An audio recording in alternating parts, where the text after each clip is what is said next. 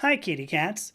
Gender critical people pretty much consistently diminish the transgender experience by implying that biochemistry, oh, I am absolutely, there we go. I'm muted. I need to mute myself here. Anyway, diminish the transgender experience by implying biochemistry keeps transgender women from understanding what womanhood feels like. But imagine if transgender women could experience the same biochemistry cisgender women do, simply by modifying hormone replacement therapy to simulate endocrine cycles. From a medical standpoint, is that any different from fertility treatments, breastfeeding regimes, or menopause care? Today, what we're going to do is talk about gender-affirming hormone replacement therapy cycling. It's just one more easy target to knock down in the gender-critical rhetoric. So, about me. I am Dr. Amethysta Herrick. I am both a scientist and a content creator. I discuss identity and gender using the scientific method. You can find out so much more about me and the work that I do at my website. If you look down below, that's purplepawclan.com. You can find the social media networks that I'm on. I've got one page all about myself. Go and follow me and find all the things. You can read the articles that I write. There's a blog page on the website there. You can listen to and watch the podcasts that I record with interesting people. You can also join the Discord server and be part of the solution by being part of the discussion. And finally, I have a whole section there about the hypnotherapy work that I do to help people work through issues with identity and gender. So, if you would like to support my work, you can get a subscription on my website for as little as $5 a month. But you can also sign up for the free newsletter there that publishes generally about every 2 weeks. And even if all you do is follow me on social media, like and share everything that I do, that would be beautiful. So, and finally, I also publish other people's work on the website. If you'd like to contribute your original work in identity and gender, I urge you to email me using the contact page on my website, which once again, purplepawclan.com. All right, let me go to my little intro. The one thing I do need to do is end up muting some stuff here. I'm not really sure what's still muted or what's not muted. Oh, that's not muted. Oh, that is. Yeah, I don't know. All right, here we go. First of all, I'm going to say hi to, we've got Erica. Hello, Erica. Good to see you. I know Margie is here, but here's the whole thing. When you look at HRT cycles, you know, there's the rather useless question, what is a woman? A gender-critical person is going to answer this with bioessentialist arguments, period. They're going to start with physical structure, right? They'll start with something external. You know, it's genitalia, it's secondary sex characteristics. If you go, well, but we have reconstructive surgical techniques, immediately they switch to internal stuff. They go, well, maybe it's a uterus, maybe it's ovaries. When you find people who are assigned female at birth who don't have those parts, they switch immediately just to a biochemical argument, including very poor appeals to genetics. The thing is that all of these experiences can be simulated with gender-affirming care, in part because the human body and the human genome is virtually identical between XX and XY karyotypes.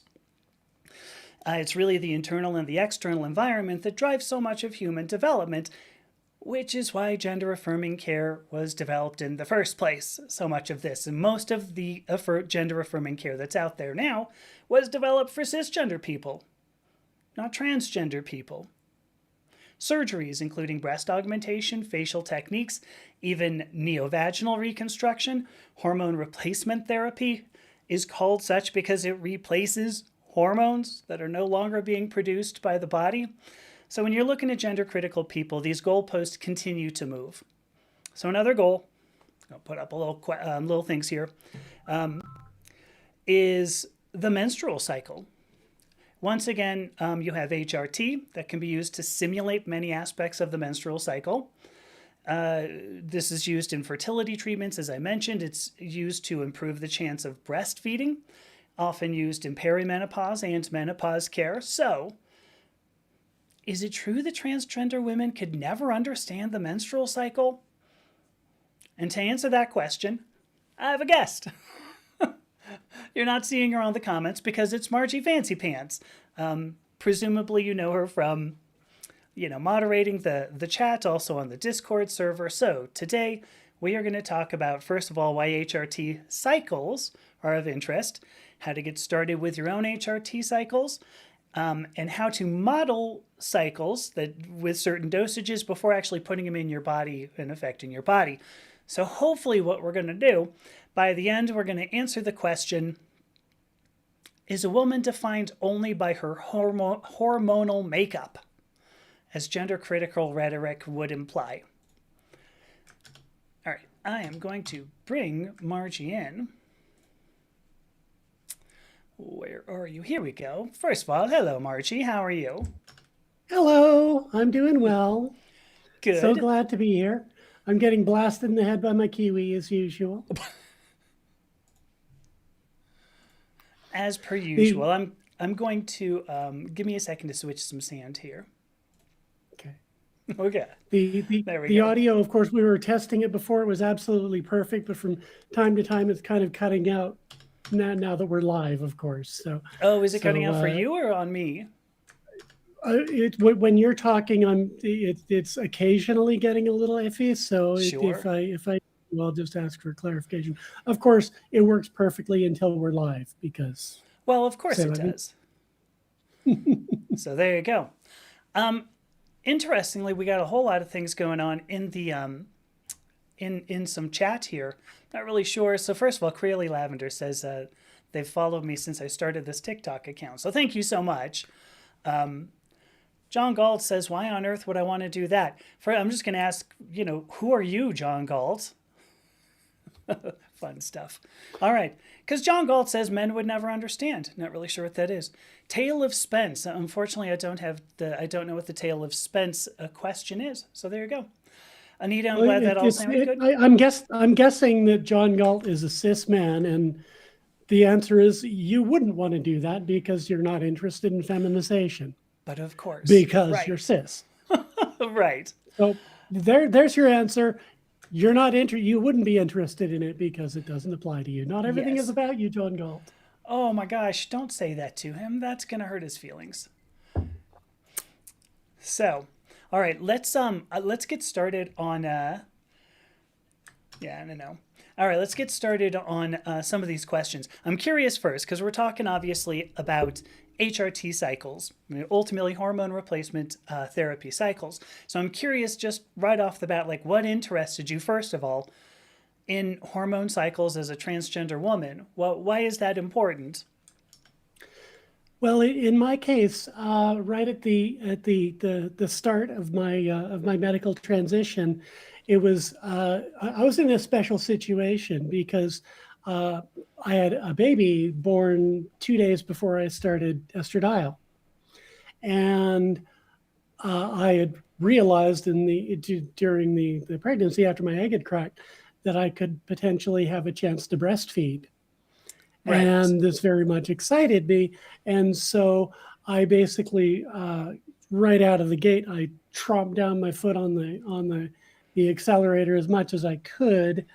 But all I had available to me was tablets, and so I wound up taking basically pushing the levels that you can get with tablets to the absolute limit, Mm-hmm.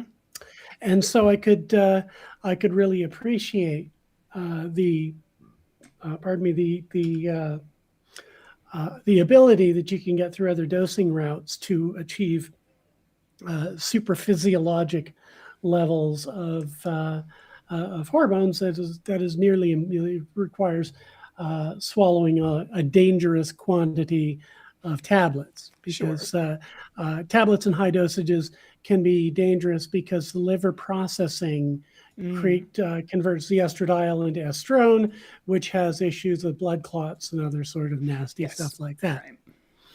Right. So that's the that is the reason that injections are good, is that they can allow you to get significantly higher serum levels of estradiol without undue estrone risk and stuff like that. I get it. Do So you? Oh, sorry. uh, Go ahead. basically, I was doing all kinds of research and igniting my autistic special interest in this sort Sure. of thing. Uh, and so I learned about the conjugate esters that are done with injections. Now, I'm not entirely sure, but I think the reason there are two main reasons why you have the conjugates on the Can estradiol we actually? base. Do you mind? Can we hold? Let's hold that the sciencey stuff for a second, if you don't mind. Sure. We're gonna Okay. get to it. I swear. There are a couple of Okay. Well, people who. my basic observation was that the guideline recommendations were a fixed range Okay. of values, and I observed that women don't do that. That they I mean, good their point. levels go up and down through the month, Yeah. and so it seemed reasonable to me that those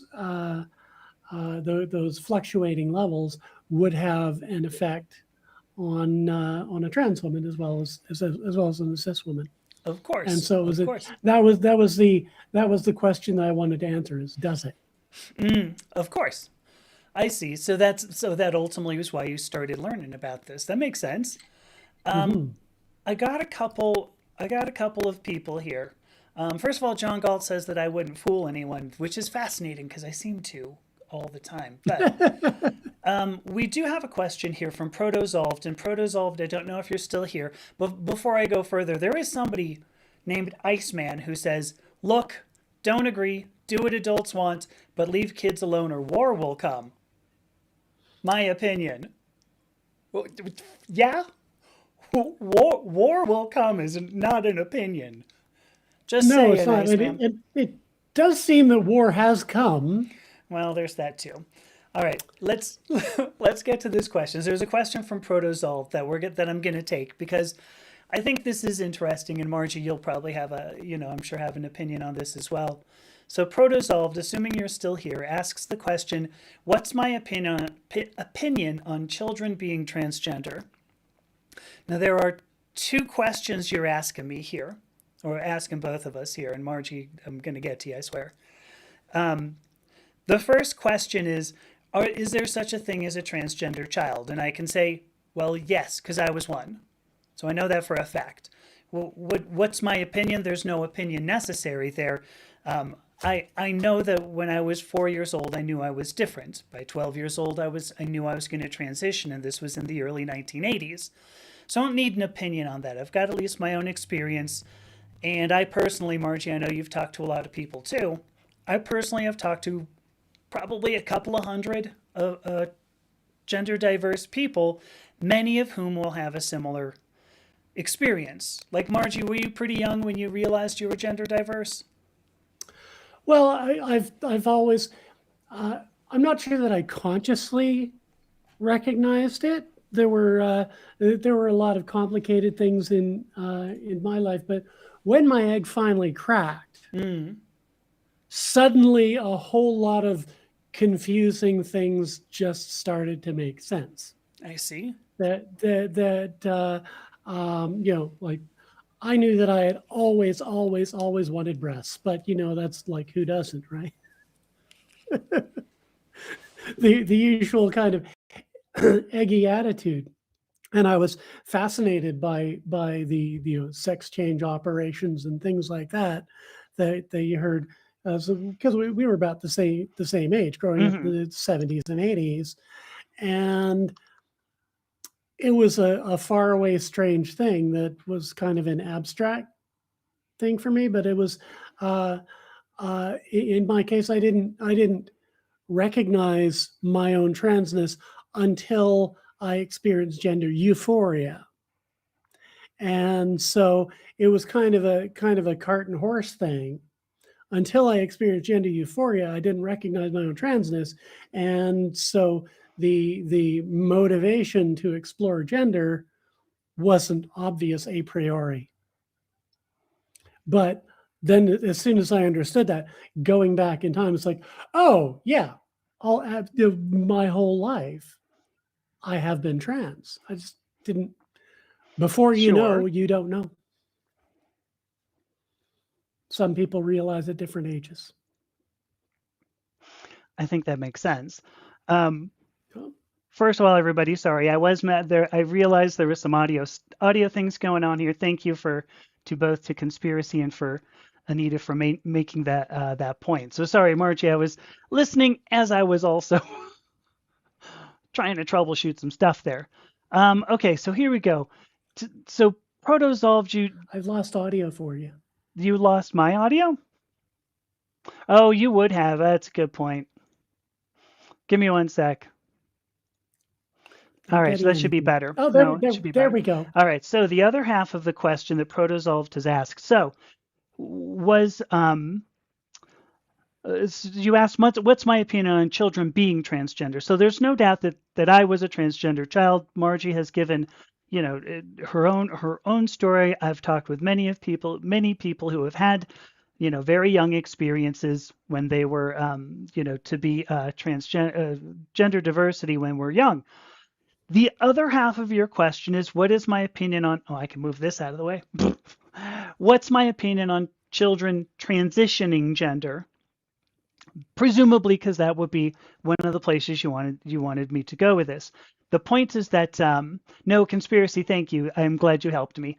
So one of the things I would say here: should children transition gender? So I'll put it out. I'll put it out here. I'm a full voting member of the World Professional Association for Transgender Health, for WPATH. I'm actually in part legally responsible for the standard of care that's out there now. Should children transition gender? I'm going to say no. And that's why WPATH recommendations are only for puberty blockers until the age of 18. Well, the age of consent in whatever city or whatever country you're in. So, Protozolved, hopefully that answered your question. And I think I'm done with that one. All right, here we go. There's also the question of what does gender transition mean? Of course. Because social transition, of course they should, because it's good for their mental health. And with developmentally appropriate medical interventions as they come along, as decided by the person themselves, by the parents and guardians, and by the doctors, not by legislators. So thank you for that clarification. I was talking only about medical interventions as opposed to something social, like even just changing somebody's name. So, which I think is pretty important. So, all right. I do want to let's go on to I have another few questions or a few questions I'd like to continue to ask Margie. Wow, one of these days I'm going to get together. So you started learning about, I'm going to guess there aren't a whole lot of, you're not going to pick up a magazine, right? So Protozolved now says puberty blockers have permanent negative health effects on children. I strongly disagree. Well, thank you. Thank you for that opinion. I do appreciate that. Protozolved, I'm just going to throw this out here. The puberty blocker, the most common puberty blocker in use, was approved by the FDA in 1993. So we actually have 33 years worth of empirical evidence on that. We have an FDA clinical trial. Obviously, there have been many people who have used these medications. Puberty blockers, maybe you don't know this, Protozolved, were originally approved for cisgender people who have precocious puberty going on. Obviously, that doesn't have negative health effects, because if they did, you better be damn sure that somebody was going to sue somebody, including the government. That it has not happened, I think, is indication. So I appreciate your opinion. Unfortunately, the science doesn't support you on that. So let's hear. So I'm gonna go back to my question. presumably you don't just like pick up a magazine. You're not gonna, there's not like, Journal of Endocrine and Endocrine, whatever, Custom HRT Today yeah, magazine. right. Yeah, you're not gonna go down to like HRTRS, school or store. How do you start That to would be learn really about these things? cool. Wouldn't it though? I mean, if you could just drop by this shop, how do you start learning about these things? Because I mean, you mentioned, conjugated esters, metabolism of various things into estrogens in the liver. Uh, so how do you get started on this? How do you even get to the point where you can do some of this stuff? Well, part of it was talking with other trans women, Okay. who and also talking with my HRT doctor, Mm, and my endocrinologist and the lactation clinic, who they were less useful in this because they deal almost entirely with cis women. sure. Um, and then a great deal of reading online. There was also a simulator that I came across, the Transfem Science Okay. simulator, which was very handy in terms of showing how the rise and decay time of estradiol valerate versus estradiol enanthate, for Hmm. example, looks. So I had, playing around with that, I had some ideas, and I was actually on the verge of writing my own simulator software Mm. to combine different esters, um, when Rach Margie uh, pointed me in the way of the Okay. simulator we're going to show today. All right. Cool. Cool. Um, do you want to entertain another question? I mean, we've got a bunch of them. I appreciate that there's. Yeah, All right. Well, bring it on, all bring it right. on. Here's a question. The question comes from Patrick, and starts off saying, "I ask this from a place of curiosity and empathy." Well, thank you, Patrick. First of all, how do we distinguish between delusion and being?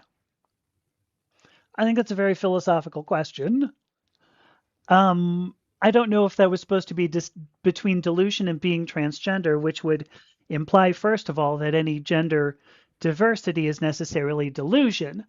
So I'm not going to even answer that bit of the question. Uh, if we were going to say just distinguish between delusion and being, wow, I don't know. You can look at What part of our existence as human beings cannot be classified in some way as delusion? If you look right, in detail at the universe of quantum mechanics and stuff like that, like here we have an object that appears to be completely solid, solid. Yes, but if you look at it on a fine enough scale, you've got more empty space in an atom than you yes, have scaled up to the solar actual system. nucleus. Yes, right. Yeah.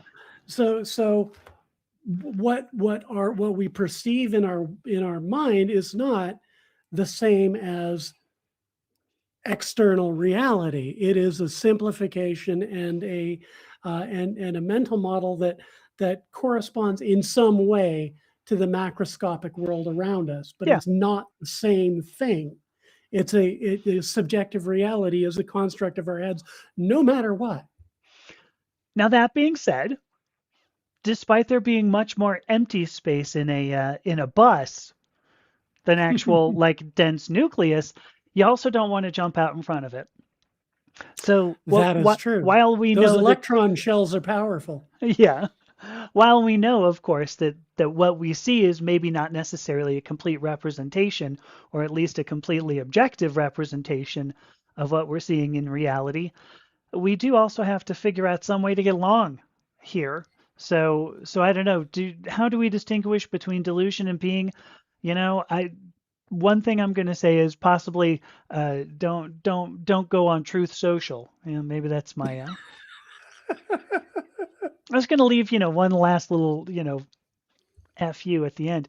I do like this though. Here's Anita's point. Anita says she doesn't have delusions of grandeur. She's just naturally grand. I'll go with that. I agree. I I'll agree. go with Knowing that. Anita, they are a grand human being. There you go. So Margie, I'm sorry, I thought this was going to end up being, we were just going to talk about chemistry, but there's a bunch of people coming in on one of the platforms giving us some weird stuff. They Um, probably heard that the moderator was going to be online. that's all I can imagine. Yeah, that normally they'd be booted, but Yeah. here we are. Get Matt in here. Yes, exactly. I know. Where is Matt Matt Matt here? can Matt can crack out the band hammer. You're right, right.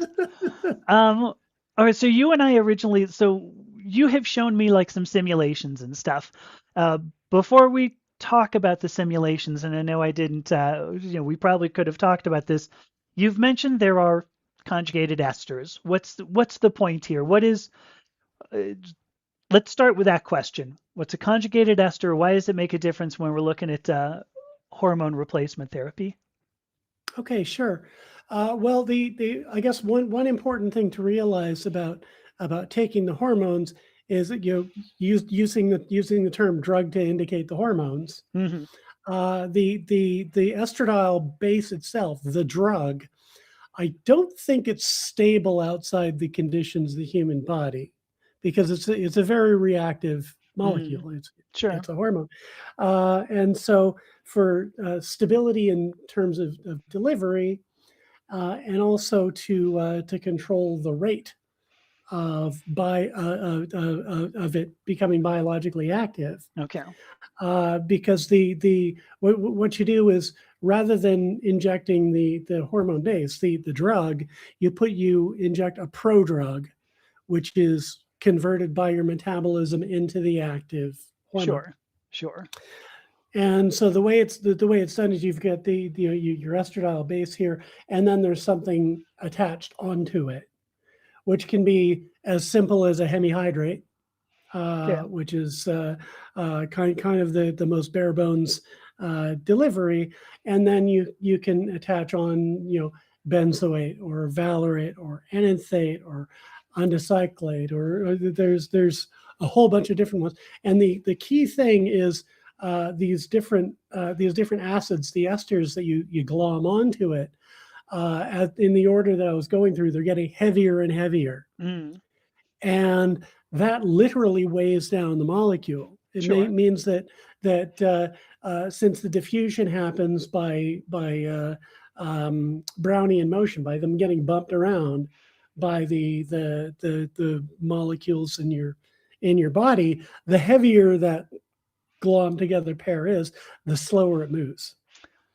yeah. And so I mean, a heavy ester moves more slowly and it gets metabolized more slowly. And mhm, that means that, like, if you were to inject estradiol hemihydrate, it would be awful because it would be essentially immediately bioavailable. mm, And so the entire amount that you injected would be pretty much instantly by you would your serum levels would go sky high, and then they would straight away crash down like a rock, which would be horrendous. yeah, and You would probably be high as a kite for like an hour, and then you have a really bad come down.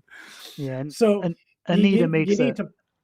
Mhm. Anita makes somewhat of that point, saying, yeah, she says she thinks injecting pure estradiol is sometimes done for studies, but it requires daily injections. Exactly what you're saying, that it would come in, it would be bioavailable, and then it would all be eliminated. So, Yeah, it would burn your way through it really fast. yeah, So, now if you were to look at, to add a slightly, a lightweight ester onto it, like benzoate, then it moderates it somewhat, but you get a really sharp peak, and then it drops off. And in fact, I can demonstrate this to you if we want to pull open the simulator screen right now. um, yeah. Let me get to it. Let's get to it in just one sec. Sure.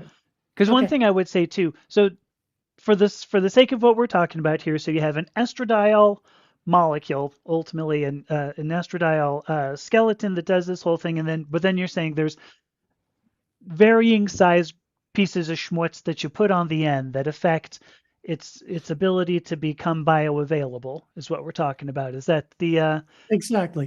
okay? And the operative factor is how heavy is the schmutz, because Sure, sure. because these esters themselves are more or less biologically inert in the body. I'm not aware of any effect that they have. So The they're similar, if I remember correctly, they're similar structure to cholesterol. Um, okay. the I'm trying to remember. It's a sterone or sterol backbone, if I remember correctly. And I'm not. It's been a while since I took some of those courses, but Well, you can't the spell cholesterol without ester. So well, there you go. In sterol. Um, mhm.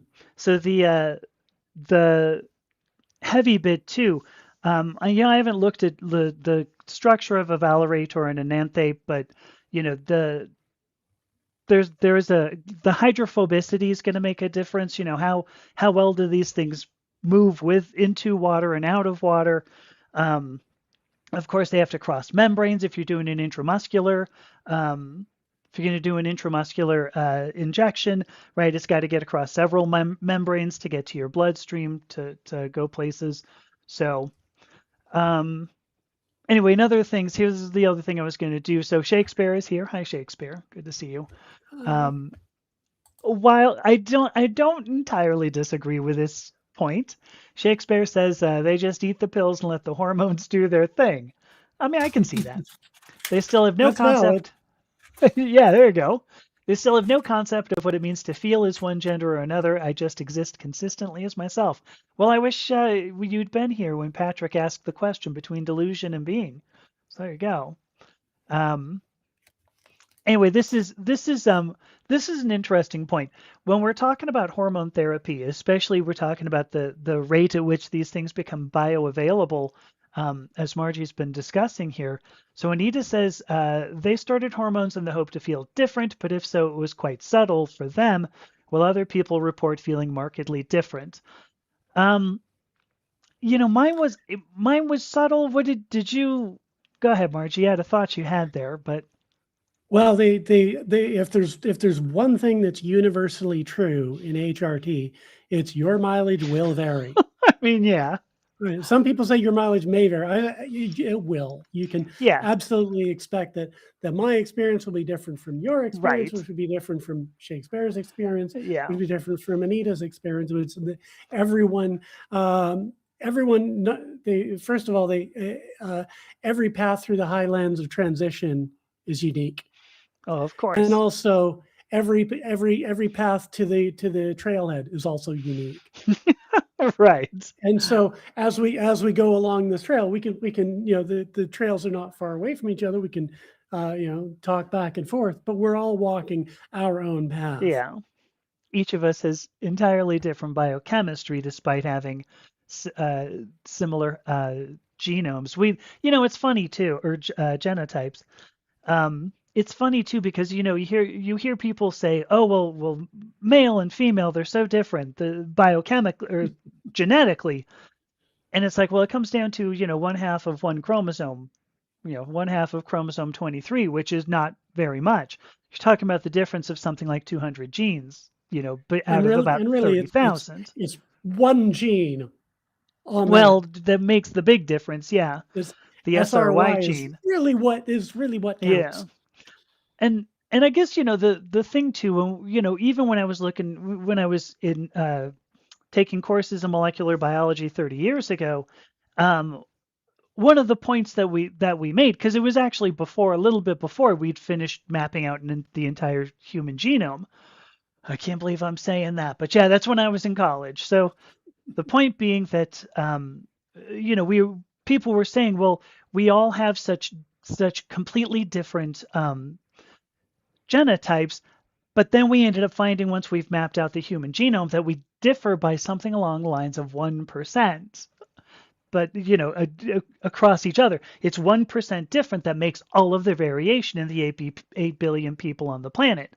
Where I'm going with this is to say that we have mapped out what we know affects human development, which accounts for somewhere along the lines of like 10 to 20% of the entire what's in our genotype. And yeah, there's like some backups, right? There's like like backups. If something gets broken, you can fix it.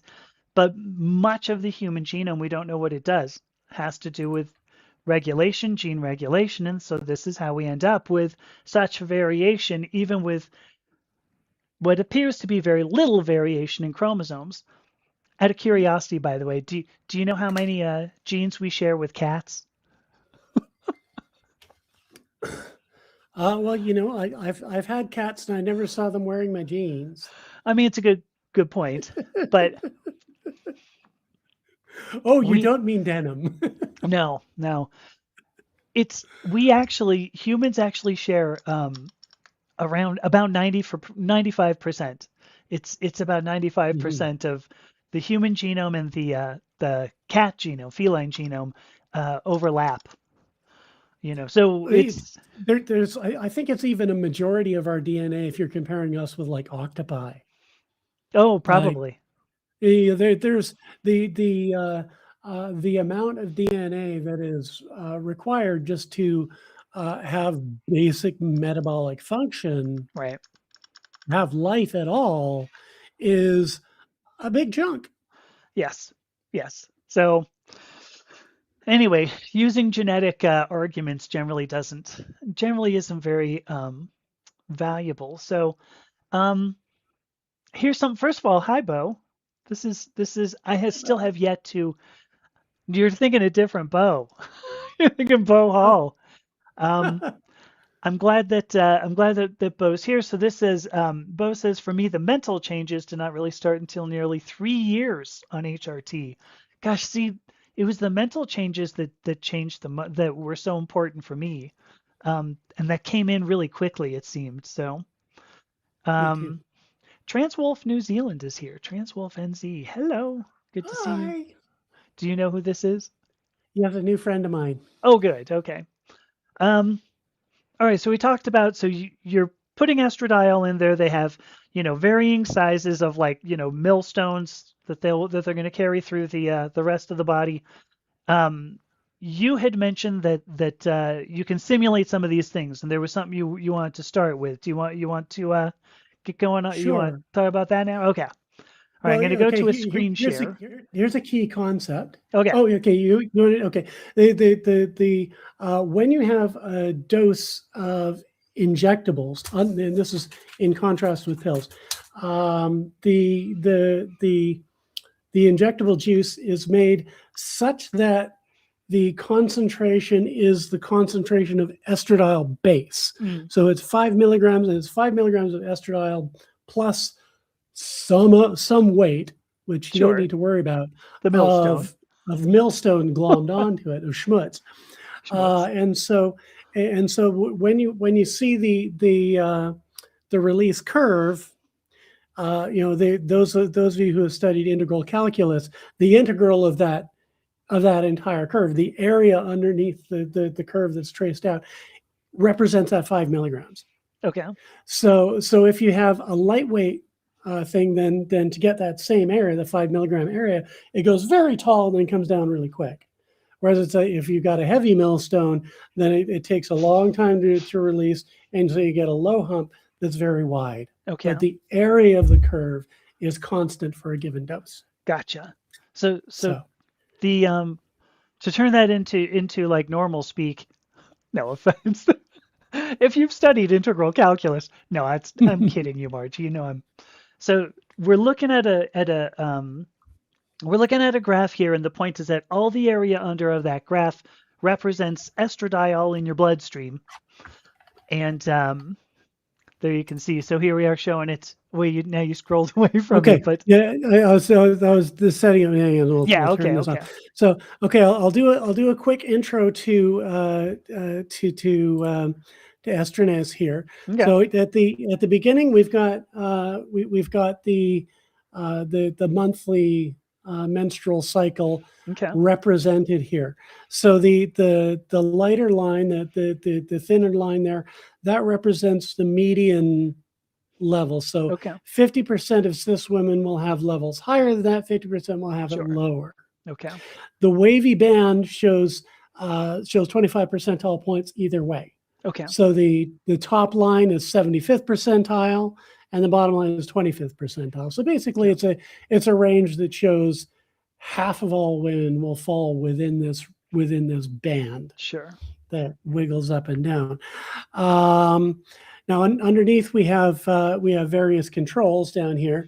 First of all, you can choose the units that you're working in. So here we have U.S. units, because even though they're metric, Americans have to do something different. And then we have picomoles per liter, which is what I use, which is generally used internationally. So we'll just keep it that way. Standard concentration. We have the WPATH target range is shown as this band. Now, if you look over here, you can see it's kind of they are at these levels that look kind of mysterious, and that must have been done with a great deal of care to come up with these particular levels. But if you switch into picograms per mil, you see it's 100 to 200. Yeah, sure. So you don't need to treat that band as anything magic. It's a rule of thumb. Yeah, sure. It's just interesting. I thought for feminization, that it was higher. I've always heard 200 to 300 for initial feminization. So I don't know if this is a maintenance concentration, perhaps. If you look over here in this area, it's around the level of the luteal hump. Yeah, so, I mean, understood. So most cis women would spend like half, 3/4 of the time in that range, and perhaps that's where they aim for. I don't know exactly. I mean, knowing that it's 100 to 200 picograms per mil, like that immediately told me, okay, all right, this is a handy figure. It's not it's not a brick wall. It's a guideline. Yeah, sure. Not to mention too, it just struck me. You have to go higher than that. Like you need to go to about between 200 and 300 in order for the estradiol to suppress testosterone. For monotherapy to work, you have to be up in this range. Okay. So that is perhaps the figure that you heard of for feminization. In the absence of an anti-androgen to tamp down testosterone, you do need to have those higher levels. Okay. Yeah, I've pretty typically been in the 3 to 350 range. Not that I ever took an anti-androgen, just saying that. What was my point on that? I feel like I had one, but I've lost it. So, but the other thing I was thinking, if you go back to picomoles per liter, because it may even be, because maybe I'm actually even thinking about no, because that still goes down to what, 3 something or another, you said, right?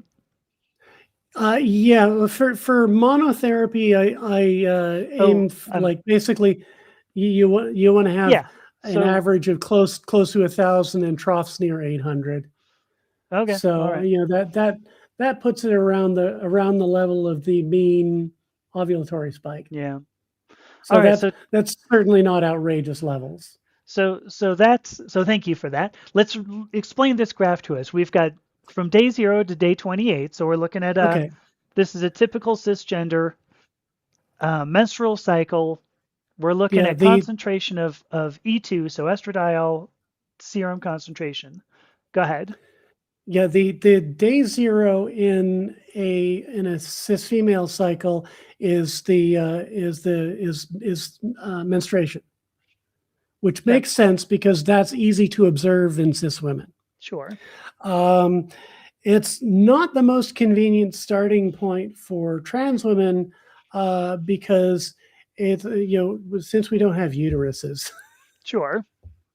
I noticed. That's not. I know, right? So the point that I usually use for considering for the nominal start of the cycle is here around like about day 12, 11 or 12. Okay. Because that's the beginning of the ovulatory spike. Okay. And that is a very handy dandy position. Now, you notice the cycle here, the nominal cycle is 28 days long. Mm-hmm. Not many women actually have 28-day cycles, No. but it does have the convenient property of being exactly 4 weeks.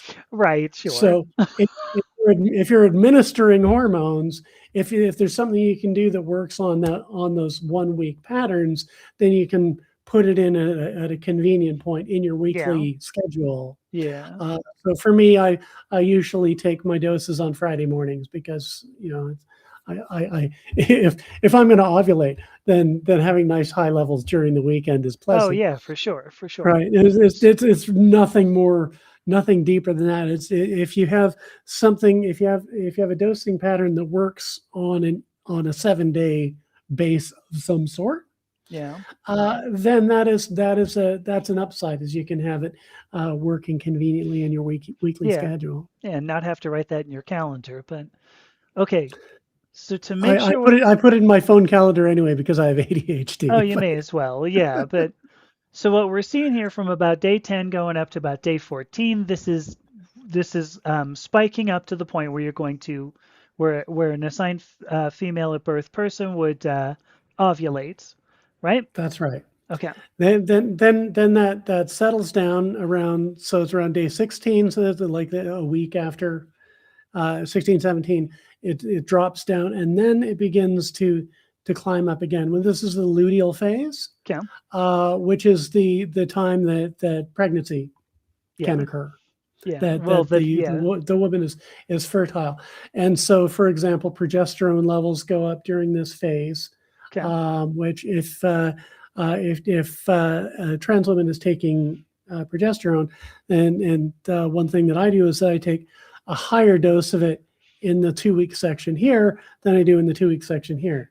Okay. And so that's another level of emulation that you can use to put in to make it so the cycling matches I a little see. bit closer. Yeah. So Yeah. if you have a prescription for 200 milligrams a day, you might take 100 milligrams in this 2 week and then 300 milligrams here. Okay. So just as a for instance, the prescribed amount, if they see the all of this, all of this customization and individual stuff, it all is based on informed consent care. Of course. Yeah. Without informed consent, like you're obliged to follow the prescription, and and tweaking is impossible. Yeah. But Yeah. with that, another thing that's impossible without informed consent is progress, I mean, good because point. this way, with my biohacking experiments, I am in a small way driving forward the state of the art Hmm. in feminization HRT. Yeah. So yeah, having an informed consent care Right. model of care is super duper important here. So you could still work with a gender clinic using these cycles, just, I mean, but when you go to a gender clinic, you're almost certainly using something off label. So you're going through an informed consent kind of, um, therapy anyway. So There's no such thing as medication that's specifically for there's transgender really, science. Everything is there, off label. which is kind of true of most medications that we use. But, This is true. do we design them distinctly to do something? No, we end up finding something. We go, oh, look at that shit. That's That seems handy. to work. Well, let's use this, Aspirin, right? I mean, it happened to be something that was in, well, salicylic acid anyway, happened to be in, what is it, eucalyptus bark? It was a white willow bark. That was it. But certainly something the willow used, and we just happened to go, oh, that brought my finger fever down. Isn't that great? So, Yay. um, what was I going to say? So I do have that question though. I mean, would you be able to find a gender clinic? Do you think there will be, or maybe even just in the future, because of some of this work? Do you think that in the future we would use this? That the usual gender clinics would use this sort of form of therapy? Well, there are a few changes that do need to be addressed. Okay. Um, One of them is that an obstacle that I've faced with my own doctors, even with informed consent care, Sure. is that they treat that band and W path like it's like it's a road you can't leave. Sure. Sure. That they treat it, and this is especially true in places like the NHS in England. Mm-hmm. They treat that top level bar. If you find your hormones exceeding that level, they will cut you back. Sure. Sure. Oh, yeah. I mean, my Which clinic has is pretty consistently said, okay, you're a bit high, but and yeah. your estradiol levels are rather elevated as well. And so just a stupid high joke. That was not a never mind. Let's move on. We Um do love to get high. the but here, I mean, here's a question. I mean, on that point, if feminization occurs, if transgender feminization occurs in that band, why bother trying to do these cycles? Is there a Well, here's the big one, and that is that within that band, because it's below the 200 picograms per mil level, yeah? that is you need to go above that level in order for the estradiol itself to suppress testosterone. Okay, If you're in that band, there's not enough estradiol to do the job, and so you need to take another another medication, often spironolactone, or sure. I have here's my bicalutamide. Yeah, I mean, With this is a neat medication because it doesn't actually suppress testosterone. What it does is it deactivates testosterone oh, receptors. interesting. Yeah, So this is intersex in a pill, which is pretty cool. yeah. The I'm curious if because there was some research that came out. There was a journal article that came out in 2025. I'm pretty sure. I'm trying to remember that had to do with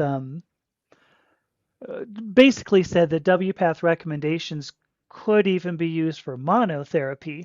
That we've been probably overprescribing anti-androgens, and I'm saying we like with a PhD I can prescribe you know estradiol, which you can't, but um, there was evidence that maybe even if we lowered dosages, we could discontinue anti-androgens, but still be able to achieve Yeah. feminization. So Well, the Spiro is a pretty nasty drug in terms of its oh side yeah, effects, yes, and it's not very effective as a testosterone suppressing substance anyway. yeah, The reason it's overwhelmingly common is that it's cheap.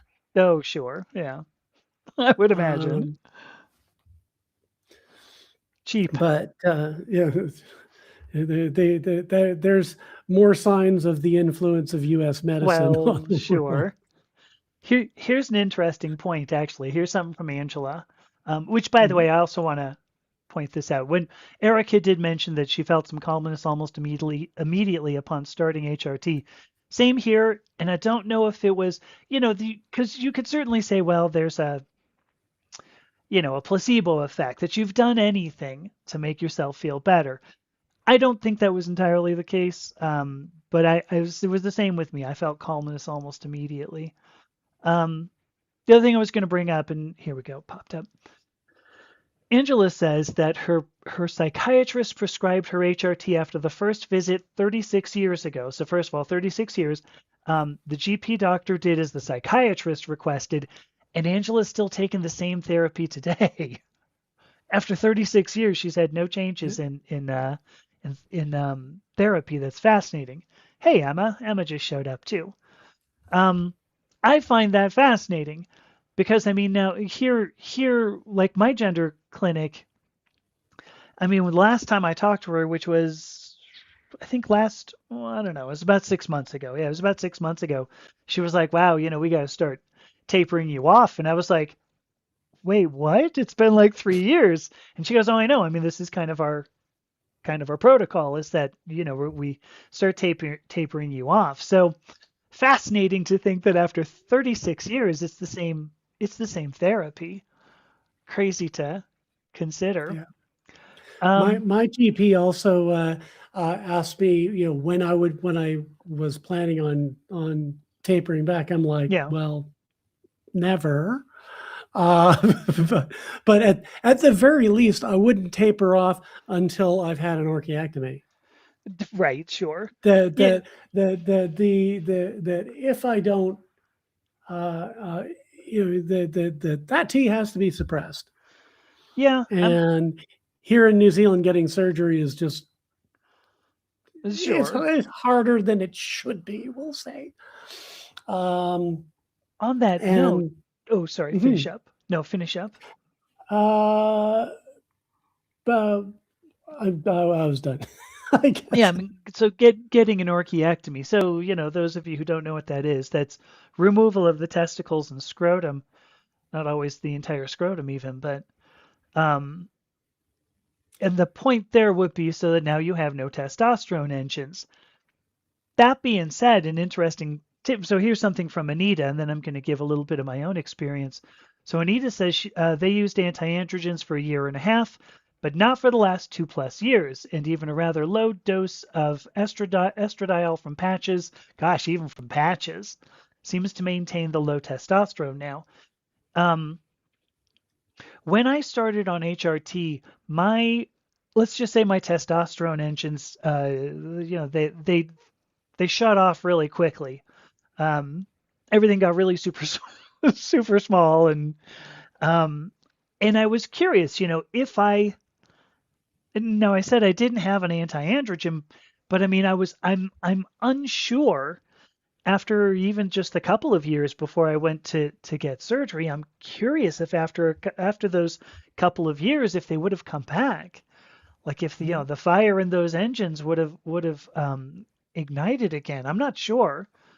I don't know the answer to it, and I'm not going to pretend that I have it, but curious. Yeah. So I myself am trying to reduce the anti-androgens as much as possible. yeah, Even with a better AA like thalidomide here, yeah, I mean, it's super cool that you can switch off the receptors and not care about T yeah, levels. yeah. But the flip side of this is that um, without the ability to detect testosterone, the body will tend to manufacture DHT, Yeah, dihydrotestosterone, which is the really nasty yeah. That's form the of yeah it.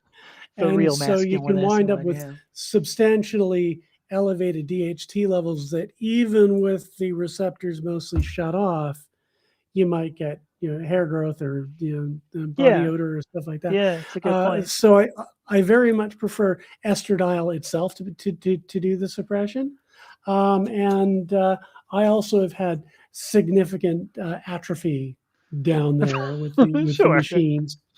And so in Testosterone engines. Yeah, the last time that I was doing the cycle protocol, which was 3 months up until a couple of weeks ago, yeah. I refrained from taking the AA unless I noticed like a whiff of body odor or something like that. I see. Yeah, yeah. Um, so I was like, I'm prescribed one of these tablets per day, Okay, but I was taking maybe two a week, okay, and that was in the third month. The first 2 months, I took a couple of tabs. okay, That okay. so the machinery is very much degraded. Yeah, sure. I So mean, that is nice. That the necessity of dealing with it drops pretty heavily right, right. as the cross-sex hormones kick in. Yeah. And to be just to give the biology perspective here, of course, because there's going to be somebody out there who's going to say, "Well, that's because you're mutilating whatever." Actually, what that is your body, anytime it doesn't need something, loves to chew it up. Just because, what, I'm going to Mhm. get rid of this because we're looking at thermodynamics ultimately. The least amount of energy that you can put into a process, the better. So, And those parts are made of out of high value Oh yeah, materials yeah, biologically. There's yeah. a lot of energy that goes into Right. building and maintaining those structures. If they shut down, your body just reclaims, Absolutely. puts it Yeah. to better use. Yeah. That's not mutilation, folks. That's actual standard biochemistry, the way it works. So, Margie, we've been going almost an hour here. Let's take a Mm, quick break. I'd love to hear more about, you have simulators here. Um I want to think about like how you can, or what these things do. You mentioned, yeah, estradiol with a big millstone. Let's talk about that after the break. But cool. let's This is take a my five video minutes. game we're gonna play. Yeah, right. Fortunately, hopefully better than the ones the U.S. government is currently putting on. Whatever. I know. It's like, really. All right. Gonna take a quick break, everybody. Be back shortly. 5 minutes, and we'll look at some real simulations. So stand by for that. Okay, I am back. Um, just as a reminder, I'm Dr. Amethysta Herrick. I am both a scientist and a content creator. Today, I've got a guest, Margie Fancypants, and we're talking about HRT cycling, which is kind of fun. So we're about to get right back to it. Let me bring you back in. Hello, now we're both back. Hello. Let's grab a couple of comments here, and then we'll switch to the simulations. So now Bo Hall asks or says, getting medical insurance in America is harder than it should be. Oh, that's for damn sure. Holy cats. Getting medical care in the U.S. is much harder than it ought to be anyway. Yeah. Angela brings up when she had so for 36 years she had the same HRT, but she did stop after getting bottom surgery, which makes sense. If you're not Mhm. making androgens, you generally don't need the anti-androgens. Um, I'm so sorry. Okay, well here, hopefully I'm forgetting who this was. Ari. I'm trying to remember. Do you remember Ari? Anyway, they're saying save the simulation just before they have to run off. Sorry. Um, Emma, hopefully you're still seeing us here. Emma asks what's coming after the break. This is going to be it. We're going to do some simulations.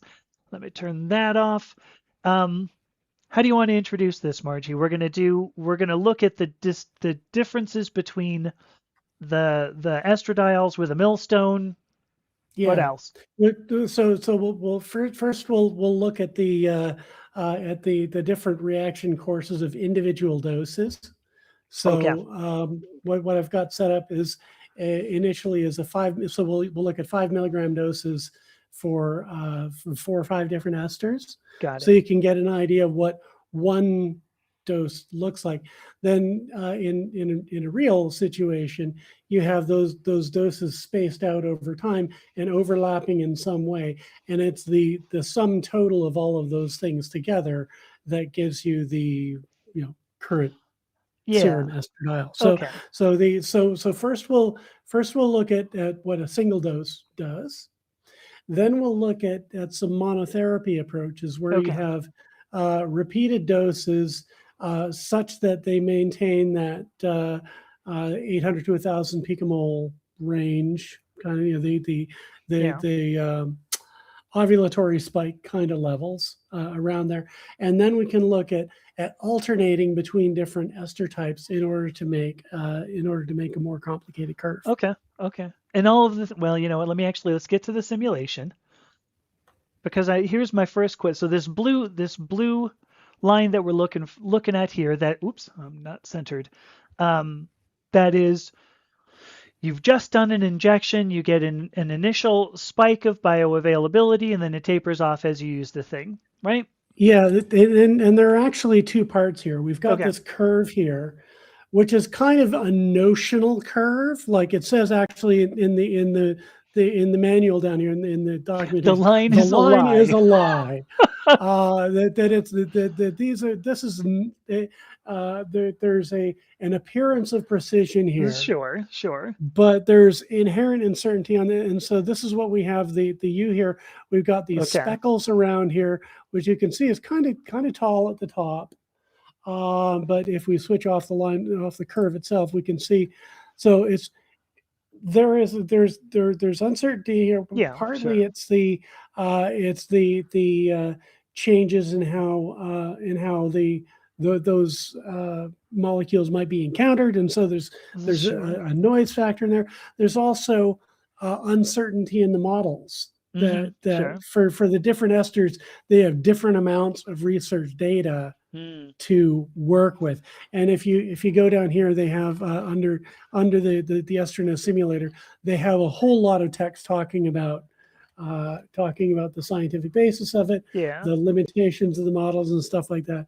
Read that and understand as much as you can if you're planning Sure. on using this tool, because it can be misleading otherwise. Yeah. So So what are we looking at here? What's this blue line representing then? this is the lightest ester that they have in the simulation, which is estradiol benzoate, EB. Benzoates, okay. So because it's very light, you can see like the ovulatory spike here, which was previously going up to the top of the graph, has been squished down to there, because this is going like up to 3,000. This is going twice as high as the top of the 75th percentile ovulatory spike. This is really high. And so this very is quick bioavailability. Yeah.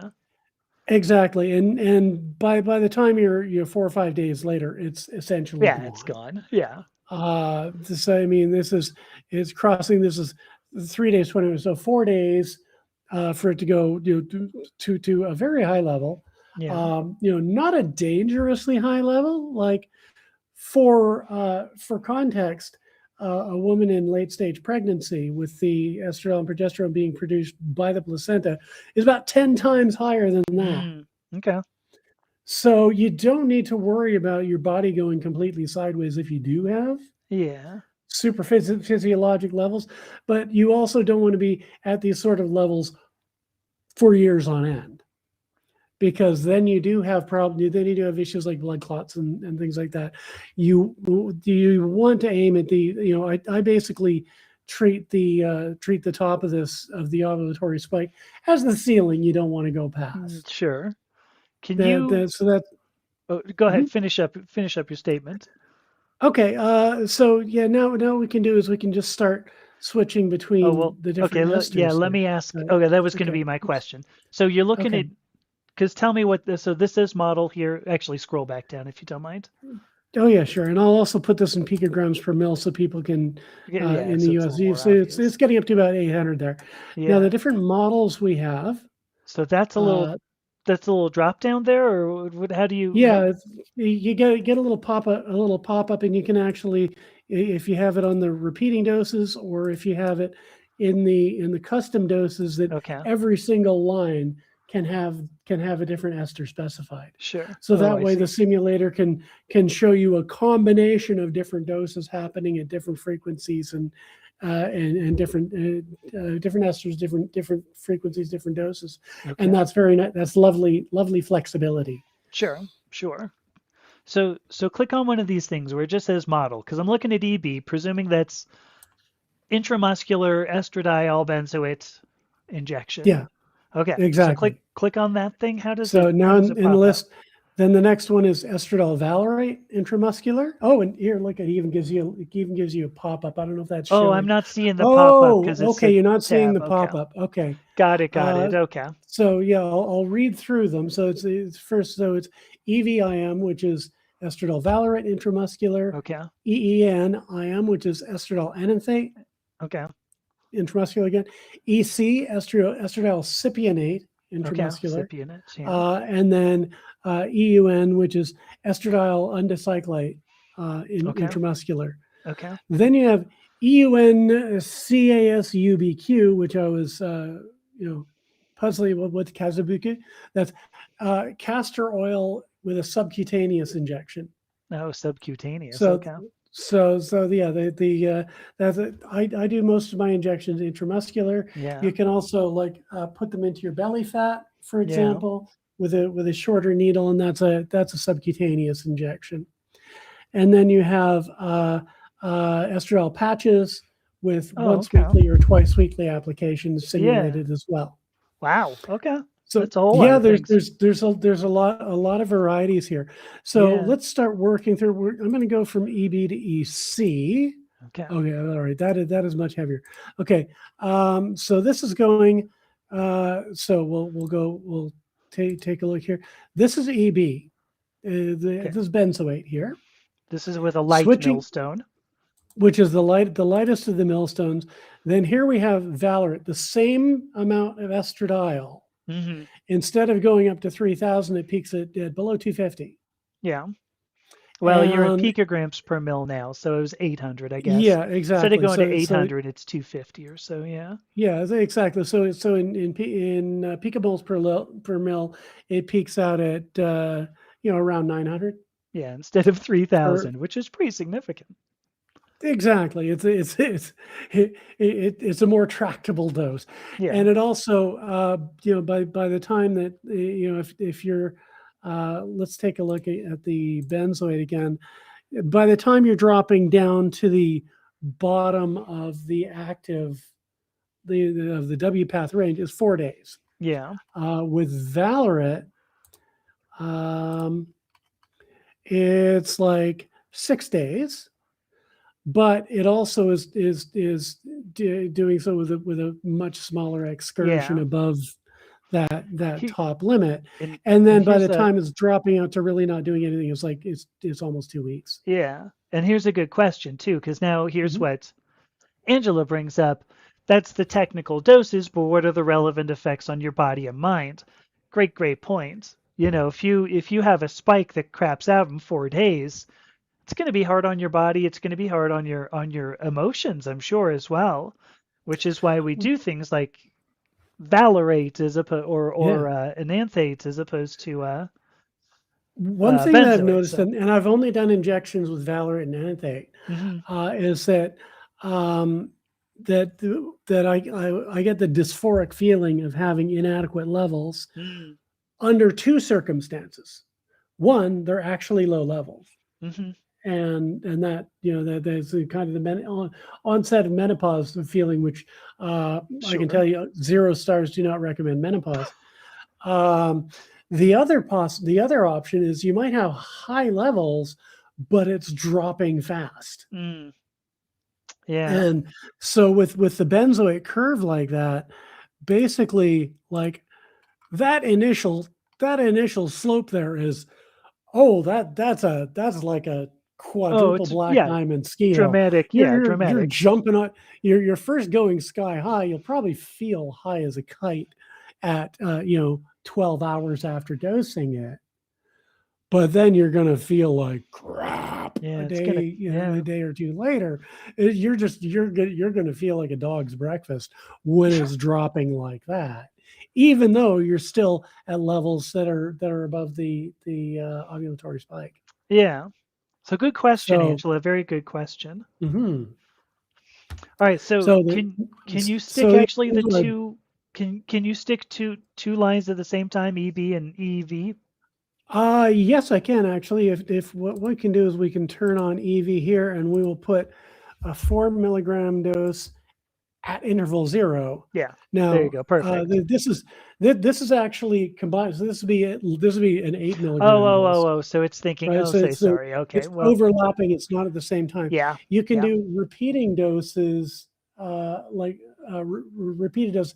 You can overload. You can overlap those. Okay. Well, But that's okay. but yeah, with the custom doses, it's assumed to be in one person at the same time. Yeah. So it won't show multiple curves sitting one on top of the other. So let's look But at okay, yeah, so let's here look we at go the bigger one. Oh, go ahead. Sorry. into Valorant. Okay. And now the next along the line is NF8. And so again, all of these are 5 milligram doses. So in the peak here is 450 picomoles, But it goes way out. or like 125 picograms per mil. Now, this is starting from a level of 0. Sure. So if we were to, let's now continue this with another 4 milligram dose 7 days later. Yeah. Now we're getting up to the to almost the level of the single Valorate dose at peak. Yeah. Except because we've got the 2 doses, and then this one continues decaying away, and then you're gluing another one on top of it effectively.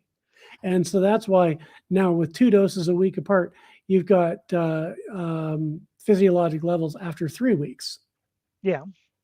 So reduces the variability on a day-to-day basis, which is good.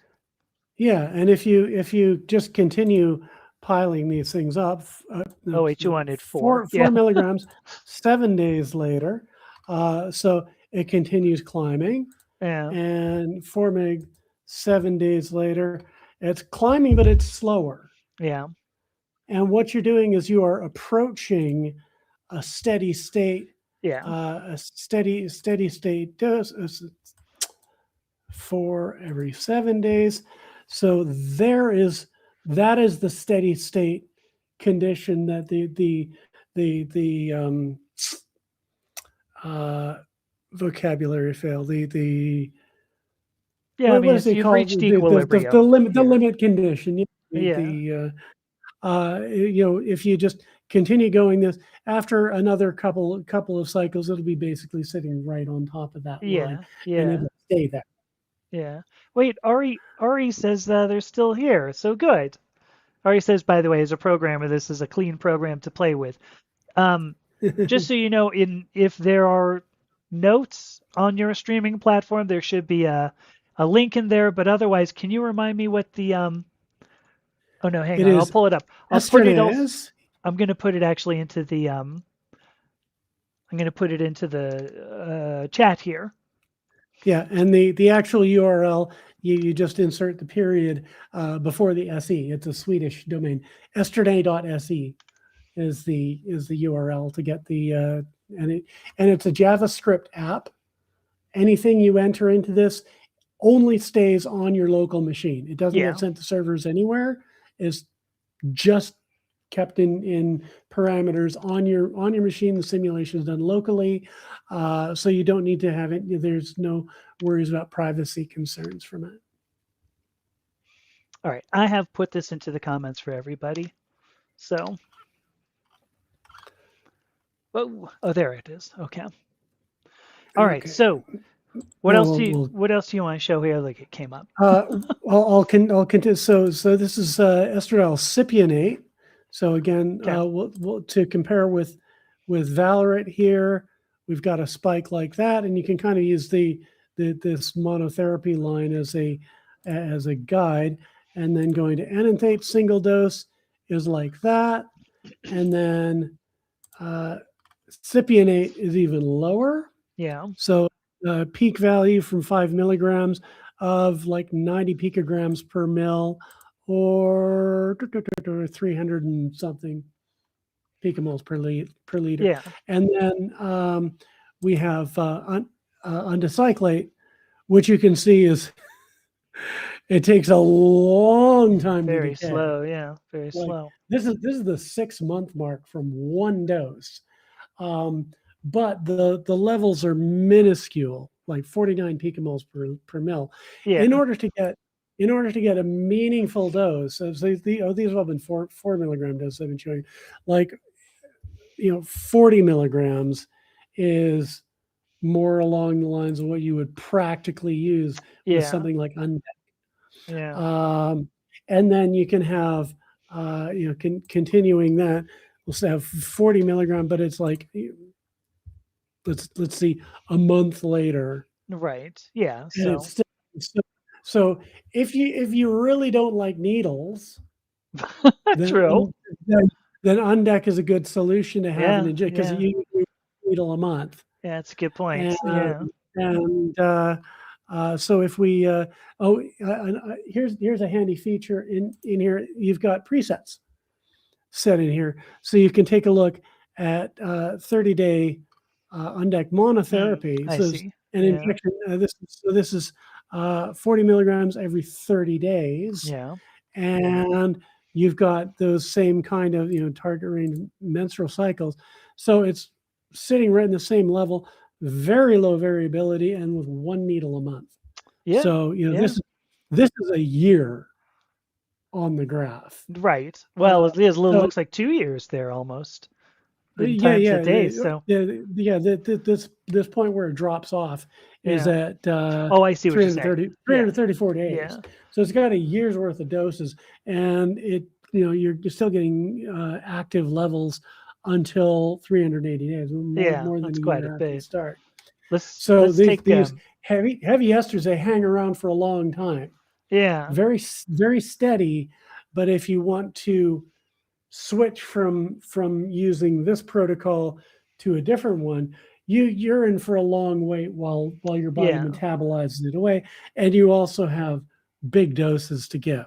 It's a good point. Yes. So now to compensate for that, like from Open Gate, I think the Undec juice they have is something like 90 milligrams per mil or something. Like it's much higher Yeah, concentration sure. than, I think, like it's 50 milligrams for their Valorate and Enanthate juice.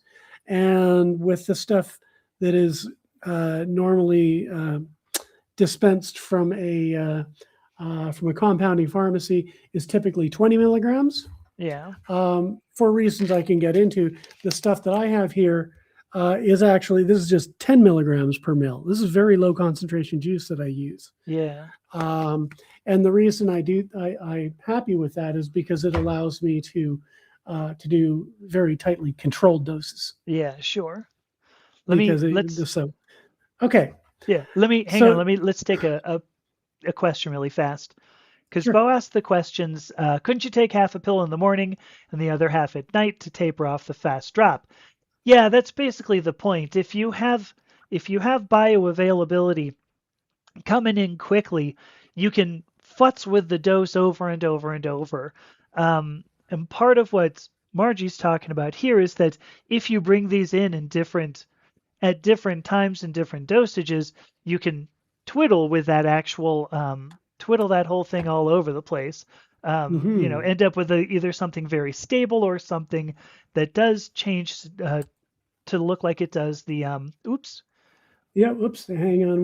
I'm going to back. switch over to a And new window. Sorry, I didn't mean to do that intrusively. And this is here's another great point from Angela. Angela says, I think I prefer my 2.5 milligrams of Premarin tablets per day. I'm not sure I disagree, for what it's worth. I mean, you could do all kinds of things. So let me go back to the screen share. Angela, are you still taking Premarin? Because that is really interesting, because it's not a bioidentical hormone, and the safety, there are safety concerns with the previously available medications like Premarin. I'm surprised that they're still prescribing it, if that is the case. So tell me what we're looking at here. What's this one? What's with the green? Okay, now what we've got here is a set of steady state simulations for monotherapy using different esters. So this is my weapon of choice here. Okay. This is enanthate on a 7-day cycle, 4 milligrams. So basically, like the way I showed you in the previous sim, where we had dose after dose after dose climbing up towards a steady state, this shows that steady state just from the get-go. Yeah, so sure. Presuming that you've been doing this for a while. Right. Now, the most common ester that is available with prescriptions from compounding pharmacies and such stuff is Valorate. Yeah. So this shows the same dosing pattern with EV as opposed to enanthate, and you can see the effect of that lighter ester is that you have higher peaks and lower troughs, sure, and a steeper slope. Yeah. So this is doing the same dosing, the same pattern as I was showing with the with the enanthate, which is the green curve. But the difference is with that lighter ester, you wind up having a much greater range of concentration, and you got steeper slopes. Yeah. So when I do run monotherapy with my estradiol, but what I do is I just cut it in half. I do half-size doses twice a week. Sure. So Which is what I do. Yeah. So in my case, like how do you do 3.5 days? Since my normal dosing day is Friday morning, I can just take it on Monday evening. Yeah. And that's 3.5 days either side. I do Monday morning and Thursday night, so same, but there you go. So there we have with the half-size doses that compensates quite a lot for the shortcomings of Valorate, and it shows that you can use Valorate functionally very well. I'm happy that I have enanthate because it is smoother and you get more more mileage out of it. Of course, I do have both of them. Sure. And I use both of them. Well, designer stuff. And I am happiest having two different ones to choose from because there are different circumstances where the strength there are different strengths and weaknesses in different circumstances. Yeah. So that's why I have both of them. And it just occurred to me this looks like a 90s coffee cup with the purple. It kind of does, yeah. Purple and teal there. It's looks like it's a shoot. Who was the one who did the Duran Duran album covers? You know who I mean? Yeah, the Rio cover in particular. Yes, the Rio cover. Yeah, it looks like one of his. Here's an answer, by the way, from Angela, who says she's using a generic version of Premarin because her GP doesn't know what it is, so she stays the same. She hasn't gotten any other side effects, so that's good. By now you're unlikely to get any real surprises. Yeah, right. After 36 years. Another point here. So Anita brings up if you want stability and you don't need high estradiol serum levels, you can use patches or gel are the safest, but they don't work for everyone. When you have to soak it through. Yeah, patches were awful for me. Patches, the glue seemed to irritate me really badly. It was kind of an interesting thing because I said, my gender clinics, she was like, so how is the patch working? And I was like, it's not really great. And she goes, is it irritating you? Whatever. I said, yeah, I'll send you a picture after I take the next patch off. So I sent her a picture and she was like, oh my God, I'm so sorry. But get that off you. Holy shit, let's do something else. I was like, well, I didn't think it was that bad. But yes. Oh, well, I had like a scar from the patch for, I don't know. It's gone now. I guess I'm looking, but it's gone now, but it probably stuck around for months. Anyway. So yeah, if you can handle it and if the delivery through your skin works, that patches are cheap and easy and definitely stable. So because it moves so slowly. I myself have used tablets, I've used injections, I've used gel, and I used one patch. Okay, one patch. One patch. I mono patched once last year. All right, so can you show Nagel? By the way, Nagel was the name of the artist. Oh, that's right. Yeah, beautiful. Let's see, and now we'll throw in a comparison. Okay, 18 milligrams every 2 weeks. Of undecyclate. Now you can see the uncertainty scatters on here like the night sky. I wasn't sure if I had network issues going on, but I guess not. Yeah, and the reason it's so scattered, they actually talk about this in the documentation below. Sure, is that they have very sparse data for that. Yeah, sure, I think they said N equals 4 for Wow, MDEC. gosh, yeah, that's not many. So there's a great deal of uncertainty in the undecyclate modeling here. Yeah. But as you can see, here you're getting the assuming the thing works correctly for you, then you're getting pretty much the same range as the weekly Yeah. enanthate, but Yeah. on a 2-week basis, Yeah, which is and very, imagine. very, very gradual drop off. Hmm. By the way, I didn't mention this before. This first field here is called the fudge factor. Okay. And so when you get levels tests, you can compare them with the predicted levels that the simulator gives you, and then adjust this value so they match more closely. Oh, I So in see. my case, a fudge factor of 0.9 comes in very close to what I use, and so that's what I typically set when I'm doing stuff for me. That has to be empirically determined. So Sure. when you get each time you get a blood test, if you like, you can take a look at what the simulator says it should have been at that point, and see, okay, is that are we still getting good predictions? Yeah. Yeah. So that is a feature I very much like. And again, it's called a fudge factor. It's not like a calibration. Well, sure, I guess sure. it's a sensitivity knob you That's can the yeah. tweak. I mean, that's the epigenetics, the gene regulation. It's the thing that you go, well, this is the prediction, and then this is how biochemistry works for you. Here's Exactly. here's a comment we got from Bo, by the way, the other Bo, Hmm. not Bo Hall. Um, so they say they use patches but supplemented with gel to attempt to get stability. Um, and then says they still get the cycle that started the first puberty. Oh, gotcha. Okay, so getting HRT stability got rid of the monthly migraines. See, I Mm. was having trouble with that on a weekly basis. I was doing estradiol valerate injections, and by the end of the week, oh, I felt so terrible. Wednesdays would come around, and I'm like, oh my god, I'm just like, I want to go crawl off and not come out.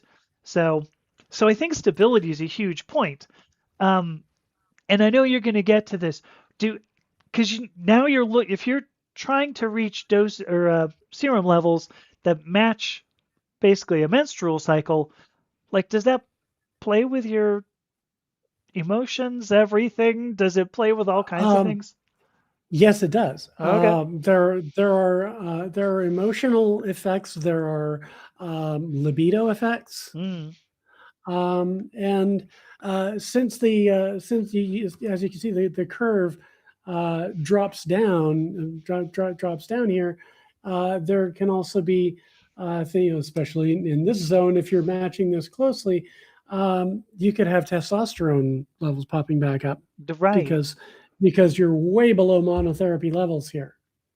Yeah. Um, so that is one caveat with the cycling levels is you may need to have an anti-androgen, perhaps at a low dose, Yeah. but it will probably be necessary if you try to faithfully follow this curve all the way Sure. around. Sure. How closely So have you gotten to that, by the way? to that curve, Yeah. Um, here in the menstrual section, I skip it. Well, sure. I take I aim for kind of the 2/3 of the way through the stats in the luteal hump, and then I just let it smoothly decay Okay. here Yeah. because I don't need to have the brick wall drop off because I don't have a uterus Right. to Sure. menstruate.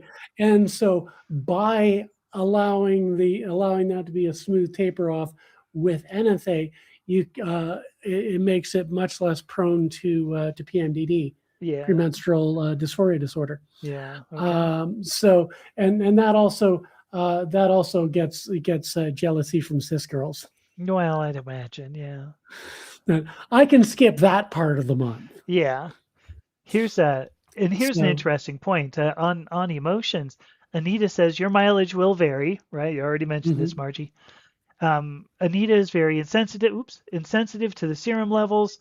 They've forgotten their weekly EV dose for up to 4 days. Oof.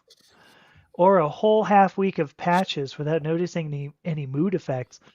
Yeah. If I miss a day, I'm pretty aware Yeah. of it. I'm Me pretty too. aware. Okay. Me too. Yeah. The Your mileage will vary. Yeah, will vary. Yeah. Here's a great thing from Angela too. So she says things have really changed since the 90s, as there was tablets or nothing. Mm. Yeah, I mean that's what a great point. Um, And also Go ahead. in the 90s there were no human bioidentical options available. Mm, Premarin means pregnant mare urine, okay, because that's where they got it from. got it. Yeah. And it's not a human bioidentical hormone.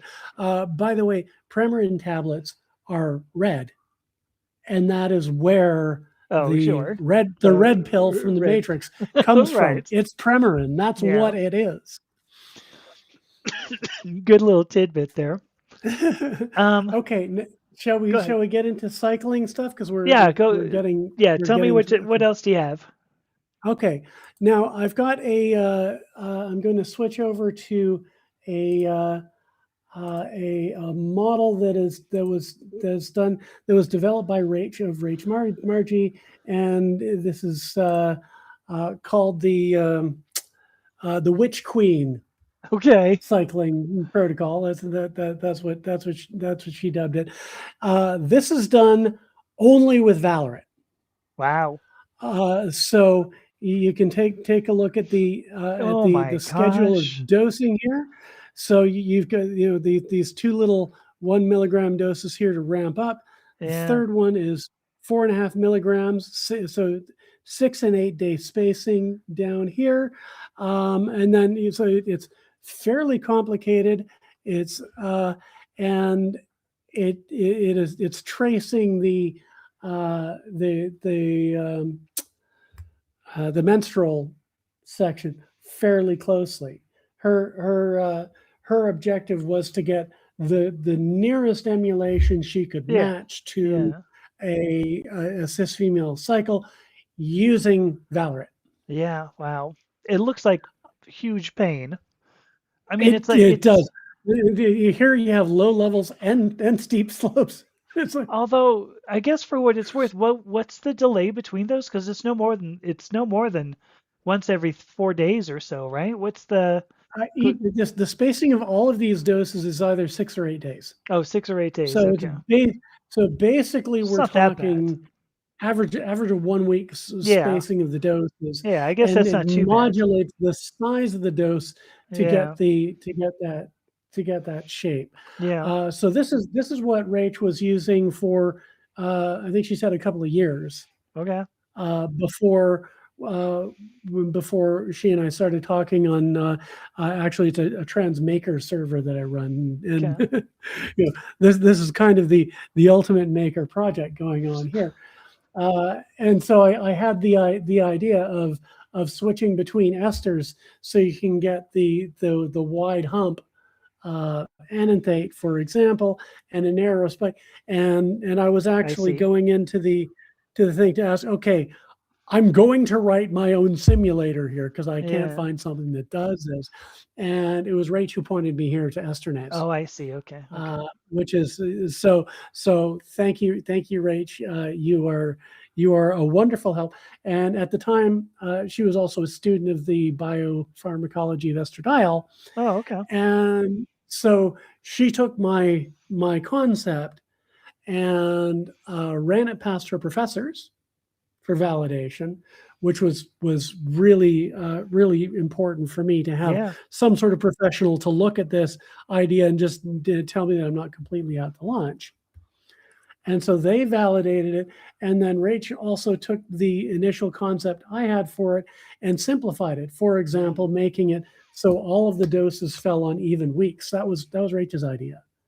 Okay. And I love that idea. Yeah. So now what we can do is we can switch over to the Rach Margie simulations. I'll Okay. switch this off and turn.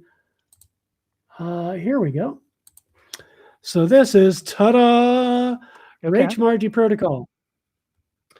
So you can see Largely skips menstruation, as you said. exactly. You just bridge over that Yeah. over that chasm. Thank you, but no.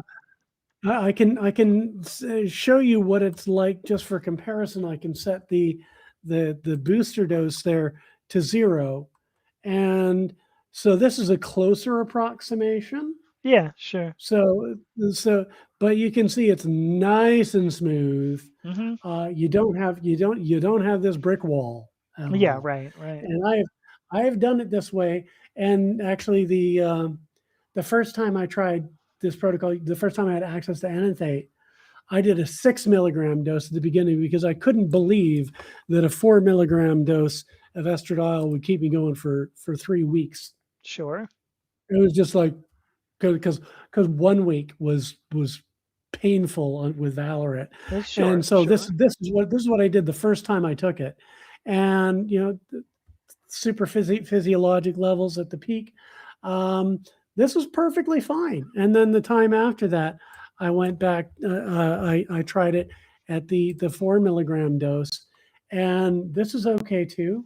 I noticed with this level that I became thirstier, Okay. and I'm like, Did you right.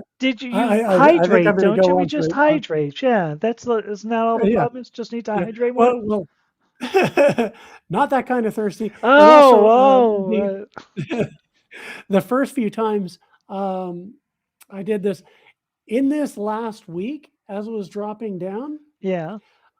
my body was switching out of water retention, Well, and so interesting. I had that lickety split. I have to pee right now thing. Yeah, sure. And the first time it happened was in a grocery store. And I had Oh to no. sprint and go into the mall and sprint to the bathroom. It was like, Yeah, sure. "Ah," I was just about wetting myself in the grocery store the Yeah. first time it hit me. So yeah, there are differences between these and uniform level protocols, and some of them are great. You're Some of right. them, some of them are not so swell, Yeah. but they are authentic, right? Right. That's the Right. thing. It's like I came to understand why, what the whole talk about water retention means, Yeah, I see. because Yeah. I just about peed myself in packet safe. Yeah, interesting. All right. So We got a couple of comments, and also we should probably start winding down. Is there sure. more? Is there more you want to show with the simulator to show? Sure. I'd like to show if you want to switch back and forth between a steady state like a monotherapy protocol and a Oh, I cycling see. protocol, Yeah, because to make because sure I of have this the one too, if you scroll up Mhm. again, you said this was, or scroll down again, Yeah. because this one's both EV and, oops, why isn't it moving Yeah, there? There we you can go. see it alternates Okay. here between EV and things. Okay. So at Yeah. the first couple of doses, you can ignore them. They're basically just getting the baseline up to where it would be at the start of ovulation. Yeah. So these first 2 lines are kind of inconsequential, but there we have 5 milligrams. At the point Yeah. at the ovulatory point, 4 milligrams a week later.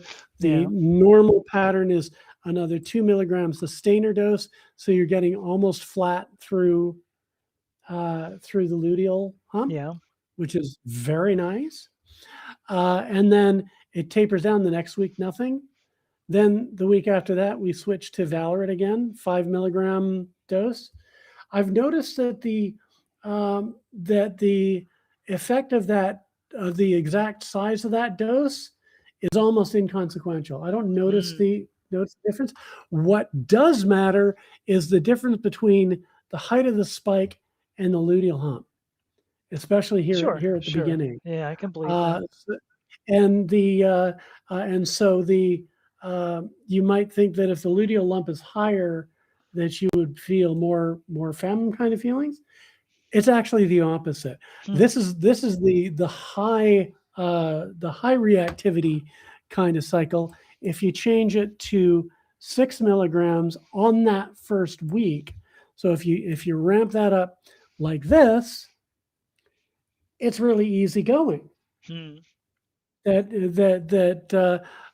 if you're you're I don't know, going through final exams or whatever, and you just want to set the just do the initial luteal hump dose, crank it up a milligram or two, Yeah. and you've got an easygoing month. So Interesting. Okay. this is not only cis female hormones minus the menstruation trouble, but with a control knob. Yeah, I see that. By adjusting that one dose, you can very much control the sort of month that you can expect to have. It's another thing to make the cis girls jealous. Yes, I imagine that would. So, all right, let's take these two comments. This is awesome. Hang Sure. on one second though, Margie. Not to mention I really have to cough. So give me 1 sec.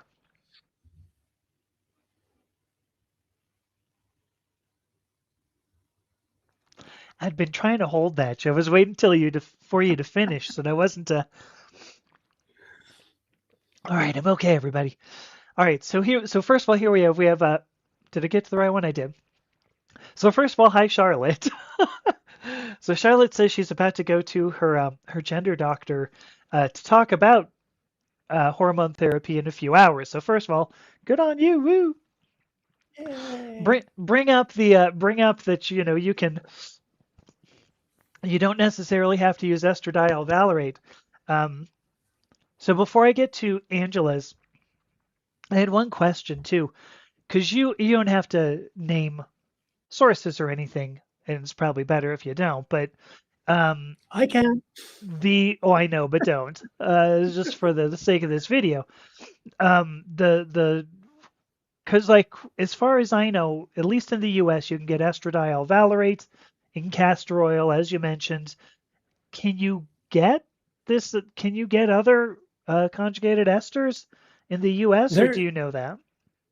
at uh, at um, at compounding pharmacies, it almost always is just Valorant. Yeah, So getting these from the official sources, first of all, it's expensive because the pharmacist is compounding every single vial sure. Oh, okay, individually, okay.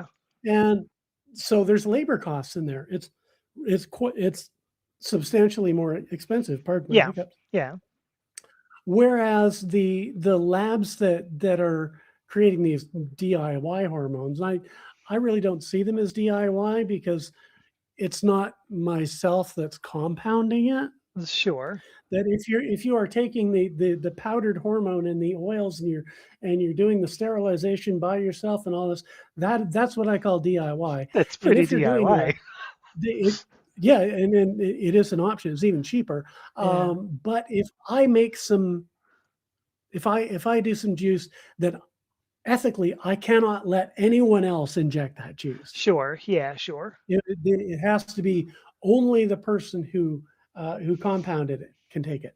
That makes sense. Yeah, Whereas the vials I have here, I don't know, magnet thing here. These are lab produced, okay. and so I can share these with with my sisters if I want Yeah, if we want to find out, okay, what does enanthate versus Valorant feel like. yeah, I can just give them a preloaded syringe, or they can come over and inject here or whatever. That yeah. it is a commodity product. Okay. And also at these labs, they make a whole bunch of it at once. Of course. And Yeah. then they with each batch, they send it out to an Right. independent lab for testing and verification. Right. This There is would be certainly the case. quality control. Certainly the Yeah. case with the U.S. lab.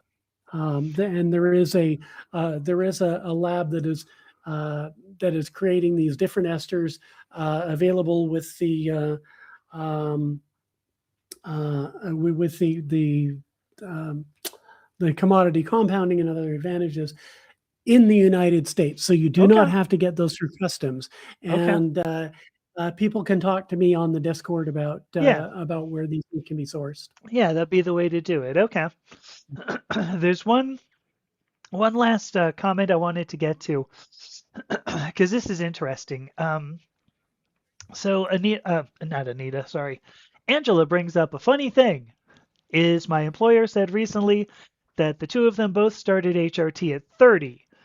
The employer said the employer started HRT because she has medical issues, and then goes on. Angela says she doesn't know that hers is because she's transgender. That it was for that it was gender affirming care for gender transition. This was going to be my point because at the very beginning of this, I started. I asked the question, right? Are we? Well, I should probably find that. I asked the question: is a woman defined only by her hormonal makeup, as gender critical rhetoric would imply? But basically, what you've shown here is that you've had the emotional bumps, you've had the water retention, you've shown pretty much that you can simulate this with There have synthetic been hormones. surprises. Yeah. Yes, No question obviously. about that, right? So I mean, I guess what I'm going to say is, well, I think we've said the answer is no. Of course not. A woman's not defined only by her hormonal makeup because we can simulate that, and if you can simulate the effects of the hormonal makeup, once again, I guess what I'm going to say is, screw you, gender critical people. I'm not sure how do I want to put that. Is that Well, here's the thing: if they're making an argument that a woman is defined by the estradiol hormonal makeup, well, here it is. Yeah, or This whatever. is. Yeah, I mean, to say it's purely biological, well, look, we can simulate the pure biology. Does that make somebody any more valid or any less valid? Just because No. it's introduced through this thing, Yeah. doesn't like it is a bioidentical Right. human hormone. It's beta 17 estradiol. It is the same stuff that ovaries produce, that a placenta produces. I will guarantee they're not going to Even though agree. it's made by a soy plant, which is kind of neat. Right. A genetically modified soy plant. I will guarantee they're still gonna move the goalposts. So. Oh yeah, of course. All right. So I see Miranda's here. Hi, Miranda. I did one more quick thing, I guess, as long as we're here. I wasn't sure how long that particular little tidbit would take. Anita says the delivery method we haven't mentioned is pellets. Anita says they wish they were offered in Canada. I don't. What is pellets? I don't even know. What is pellets, implant. Precious? I sound like Gollum for a moment there. Pellets. What is pellets, Precious? It's an implant. Okay. Pellets are implanted devices that can and they can be like one pellet might last 6 months or even a year. Oh my gosh. That would be phenomenal, wouldn't it? Wow. Yeah, if you want steady levels and super low maintenance, then an implanted pellet is pretty much ideal. But that's And again, more common outside of North America. Yeah, but that's like the Depo-Provera Sisters of Dorley, the puberty blocker that they give to the captured boys in the basement is a pellet that's put in under so they feel this little mysterious lump and wonder what the heck that is. Yeah, interesting. Okay. All right. But, I have one last thing I'd like to show. I'll just quickly switch the display over to this, and this is demonstrating switching between a monotherapy level and the cycle. So let's hide the target range to target range off, and we'll hide the the menstrual cycle is nice to see. Okay, so here what we have is the enanthate cycle going on with the uncertainty cloud going on. So it's good to go onto enanthate coming out. And then coming in, you notice it's a lot more zigzaggy. That's because this is twice weekly Valerate injections, which are good. You can see that if you take enanthate, it takes a couple of weeks to drop down. Whereas you have the twice weekly Valerate, if you skip one dose, then bang, you're pretty much at exactly the right level to initiate an ovulatory spike. Oh, So I just see. skip one dose and then and you're off to the races. I see what you're Now, saying. Yeah. on this end, you can see it takes a while to load up. Do you have that picture that I sent to you of that syringe? Oh my gosh. I don't. I mean, maybe, but I don't remember what it might have been. So. Okay, yeah, it shows what an 8 milligram dose of Valerate at 10 milligrams per mil looks like. Oh, that's the wrong point here. Here we go. 4-7. So if we put in a big dose. Wait a second. Right now you're sharing a tab, not an image, if that's what you think. Do you see the table here? No. Oh yeah, I'm seeing a table. Oh, you do want us to see the table. Okay. Yeah, exactly. At the point where the cursor is there, I've switched it from 4 milligrams to 8. Gotcha. And that makes it jump up much faster here. Yeah. Whereas it was taking around this long to reach it with 4 milligrams a week. Yeah. And bang, it reaches it in a few days here. Then the next one overshoots a bit, so you can dial it down. And this goes to this shows how you can use this to tweak it. So just tune that down by 1 milligram, and you can see that basically right off the bat you've got a good steady state. Yeah. Yeah. So by having these, this is where a simulator is really handy, because you can find out, okay, I want to go from this fairly low level and dropping EV levels into a steady state enanthate thing. How much do I need to put in there to bump it up? Sure. And then dial back the next one to stop overshoot, and then just go on with your life on a weekly basis afterward.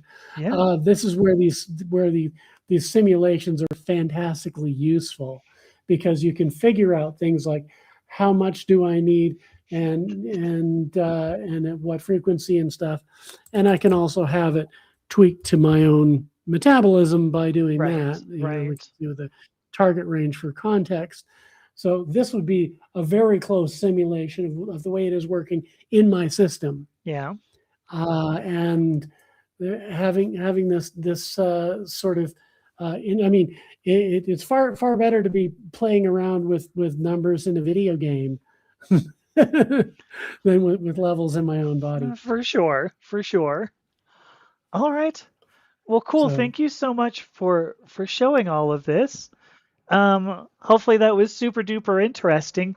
I will bring this up. Yeah, Charlotte says men are currently hitting themselves with hammers to look more masculine, and yet we're the crazy ones. Yeah, I think we gotta think about that. So let me just say, testosterone is a controlled substance, but estradiol isn't. That's because testosterone is abused by cis male athletes who are cheating. Right. For a lot of, yeah. Oh, Margie. Yes. Well, thank you so much for everything, Margie. I'm going to go ahead and start shutting this down. Thank you, everybody who showed up today. We've got, Angela, and we've got Anita and Bo and the other Bo and everybody. Thank you so much. I don't know what we're going to do on Tuesday, but we'll figure something out.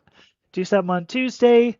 And yeah, I think that'll be about it. 2 hours of super lesbian animal RPG. That might be what it is. We haven't played in forever, so might just have to do that. But all right, we got some catch up like that bump. Right. All right. Well, thank you, everybody, and see you on Tuesday. Hooray. Bye.